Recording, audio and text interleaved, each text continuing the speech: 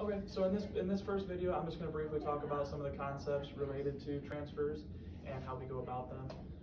First and foremost, posture is very important during transfers.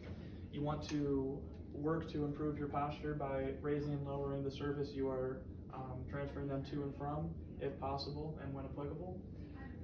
You also want to maintain a flat back during transfers as much as possible to allow the load to go towards your legs as opposed to your back in areas we don't want it to go. Always have a gait belt and some sort of non-slipping surface on the patient's feet, such as shoes or non-slip socks.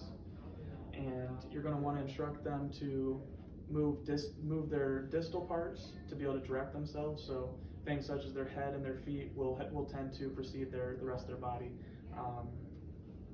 You're also going to want to control them centrally, utilizing that gait belt that you had on, and also center points, which would be at their shoulders if they were sitting down.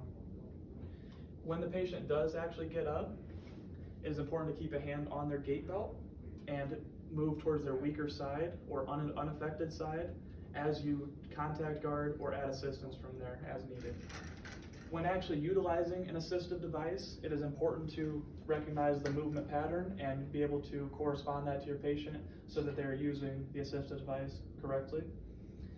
In order to first fit the assistive device, you're going to want to base that off of your own height. So I am 6 foot. I would ask the patient, how tall are you? Say they said they were 5'10". I might knock it down a notch or two, and that would be about right for them once they stand up.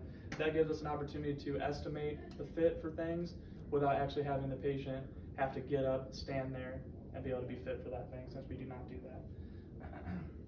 So since this walker is relatively fit for me, I'm just going to show you how that forward and backward progression would look. So if my left side is my affected side, I would move the device slightly. Weak, affected, involved side first, followed by the stronger side. Device, weak, strong, device, weak, strong. And if I was backing up, it would be the same thing in reverse, taking care not to bring the device too close to myself. So I'm here, device comes back, weak side, strong side, device, weak, strong. And that's kind of a summary of the little bit of the concepts that we'd be utilizing during the transfers and some things to keep in mind while we're doing them.